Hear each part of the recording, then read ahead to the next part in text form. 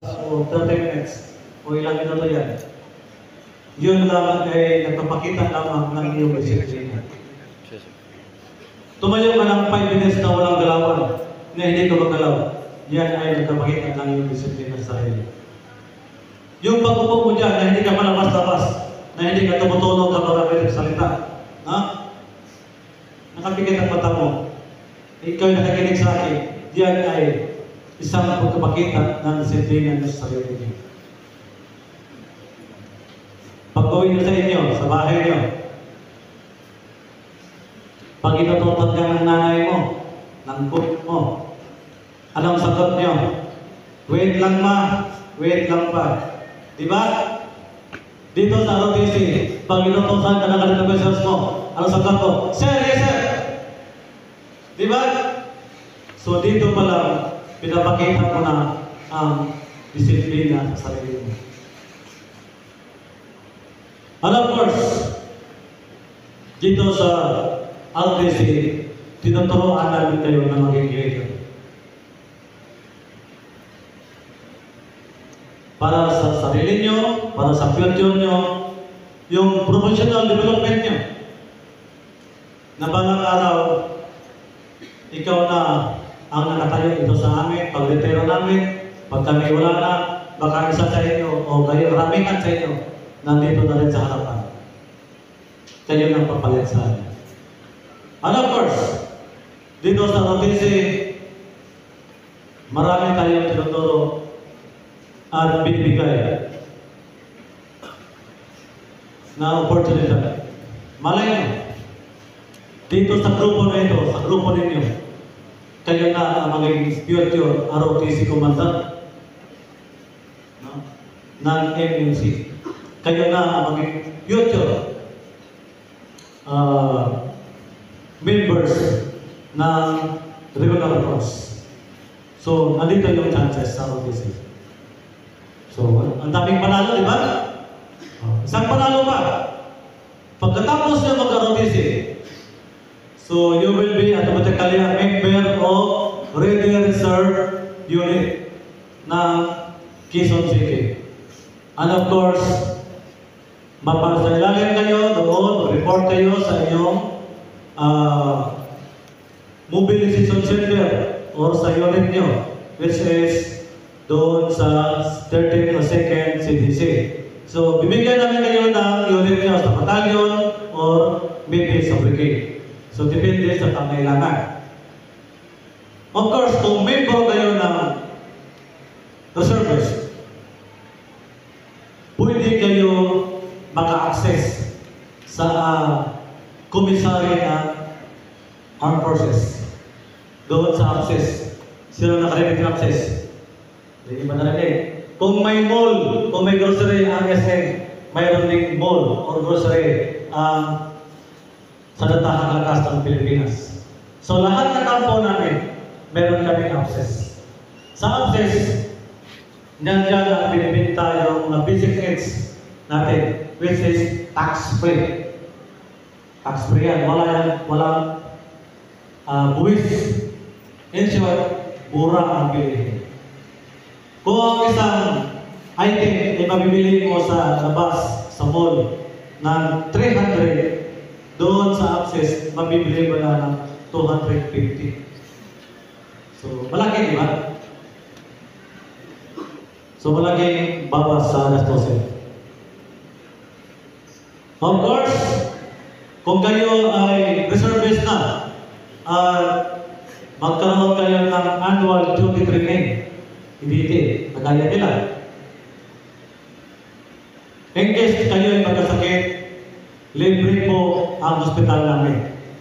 Nandito lang po sa Milona, sa EEP Medical Center, pwede kayo magpa-check up doon, pwede magpa-admit ng libre. Okay, di ba? Galing na? So, sabi ko kanina, panalo kayo.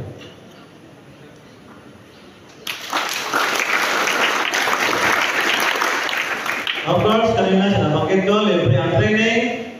And of course, dito sa mga potential, sana dito magaling ang maging champion for the next year, for the next event. ng Philippine Army ROTC Games. So may chance kayo na mag-join yung mga ating atleta sa Philippine Army ROTC Games. Pwede kayo magipag-compete sa ibang school. So recently, itong August lang, kakatapos lang ng National ROTC Games na ginanap doon sa Cavite, sa Indan at saka sa Tagaytay. So yung mga ating ROTC Games, sumali sila sa 14 na events. Mayroong track and field, mayroong volleyball, basketball, sipak takraw, kickboxing, armrest, chess. Yung mahilig sa ML, mayroon din yan. May e-games din. And of course, ang pinakamasaya, yung may beauty and brain na mga nagagandahan ating dalaga ay meron tayong Miss ROTC pageant. So, this is my marching order, dear Commandant. Start now. Start to develop your athletes. And of course, the participants for Miss ROTC. Meron din tayong shooting, yung mahilig magbaril. No? You have the chance makipag-compete. So, start now your development. Development yan. And then, yung ating readers. Yung readers natin, makipag-compete kayo. This is a 10 effort. Pwede kayo makipag-compete sa ibang schools dito sa Metro Manila. So, maraming chances. So, sana, dito na magagaling sa inyo, yung maging national champion ng ROTC Games, maybe next year. Of course, hindi lang yan. Marami pang benefits ang ROTC. Kung ikaw ay kumuha ng advanced ROTC, just like your first class, second class. Anong class ito?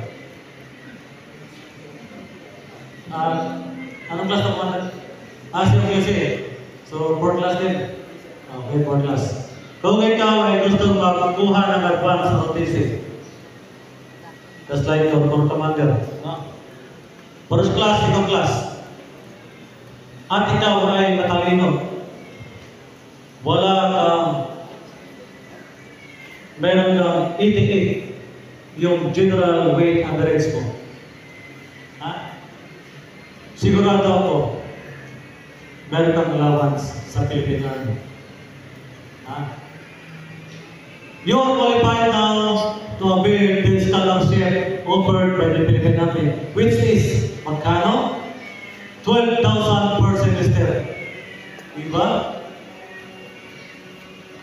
Okay lang ba sa inyo yan? Basta, matalino 88 ang general average ng ating grades. Meron kang 12,000 na matanggap tuwing semester. And of course, pag ikaw ay isang advanced ROTC officers, at ikaw ay isang atleta, at sumali ka sa games, sa ROTC Games, at ikaw ay mananalo ng gold, at ikaw ay mananalo ng gold, ikaw ay nakatanggap ng one time lang, na tumataking din na 50,000 pesos. Diba? Okay lang ba sa inyo yan? Sino dito ang mga atleta? Sino dito ang mga atleta dito? Anong laro mo?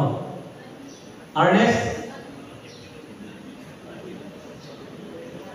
Ano laro?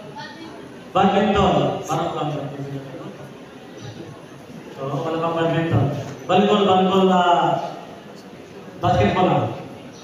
At volleyball, girls. Diba?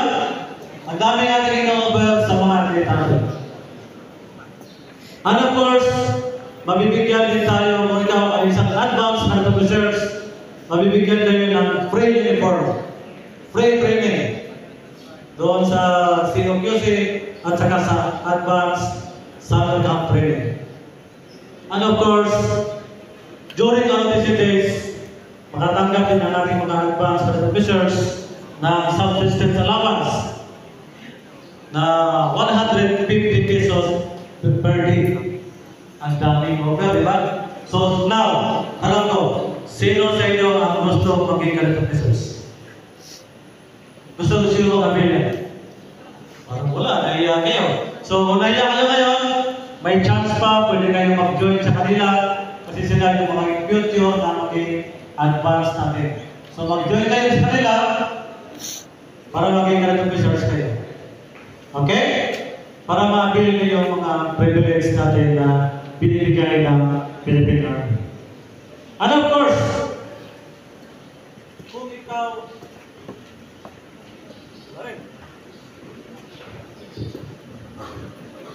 siguro na mahaba na yung salita ko kaya pinapatan pa lang ito ko. And of course, pag ikaw ay isang advanced cadet officer, kalimutan ko sabihin sa inyo.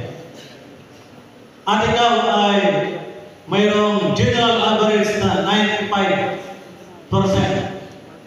95, kanina 85, kanina ba 88? 12,000 yun. Pag 95 ang grades mo, general average is 95, makakatanggap ka ng 50,000 per semester. Ang chief of staff na offer yan, chief of staff ng Armed Forces of the Philippines, 50,000 per semester. Ay, buhay. Libre na lahat. Kumikita ka na, at i-train ka pa na maging leader. Di ba ang ganda ng programming na ROTC? Di ba sabi ko sa inyo, sa ngayon pa lang, pinabati kayo ay panalo na. Okay? And of course, sir, sa ating Director, kanina tanong sa kanya, sir, ilan ba ang population ng first year? Sabi niya, nasa 1,000 plus. Sa ngayon, sir, medyo nalilitan po ako dito sa number ng ating ROTC cadets. If ever, sir, pwede pa tayo changing ito. Pwede pa tayo mag-realign ng ating kadete. Ang ROTC po ay hindi naging offer para sa basic grade. Pwede din po sa lahat. Any courses. Siguro, we need natin marketing, mag-orientation doon sa mga ibang component, lalo sa CWTS, para mag-orient yung ating estudyante na yung benefits ng ROTC. And of course, kung gusto nyo mag-military, someday, kung gusto nyo mag-military, gusto nyo mag-join sa amin, sa regular force, ang tinatanggap lang na priority na tatanggapin sa Philippine Army ay graduate ng ROTC. Kung ikaw ay hindi graduate ng ROTC, even na qualified ka, medyo hindi ka priority. Except kung meron kang pagbihirang skills na kailangan ng Army. Okay? So, my personal request to our Administrative Director, sir. Sir, this is my personal request kung pwede sana ating patagtagan ng ating kadete. Magkaroon tayo ng input right doon sa mga CWTS. So, alam na paano na-check natin doon rin sa police to eh. Magdagdag pa tayo ng ating kadete para ma-avail nila yung mga benefits na ino-offer ng Philippine Army. Okay? So, panalo ba kayo? Of course, sa mga hindi cadet officers, dito sa mga elements natin, sa mga privates, sabi ko sa inyo, ang priority para tanggapin ng Philippine Army and even other branch of service, kung graduate ka ng ROTC, ikaw ay priority. Okay? So, after dito, after ng ROTC nyo, after graduation ng college, pwede kayo mag-apply, maka-join sa amin sa regular course, pwede kayo mag-join sa officer candidate school or candidate officer course sa So this is a 1-year training. And upon your graduation, bibigyan ka ng rango na second lieutenant. Okay? Ito yung sunod sa Philippine Military Academy. And even today, habang nag-aaral kayo, pwede kayo kumuha ng examination sa Philippine Military Academy entrance examination. I think mayroon ngayong September. Hindi ko alam anong date. Kung hindi kayo makahabol ngayon, next year. Mga bata para po kayo. Okay? With that, thank you very much sa ating for this opportunity. Mag-usap kayo. From time to time, pupunta ko dito, bisitahan kayo, at mag-usapin kayo. Sana, pagbalik ko sir, sana malagdagan ito nating kanili. With that, thank you very much. Good morning.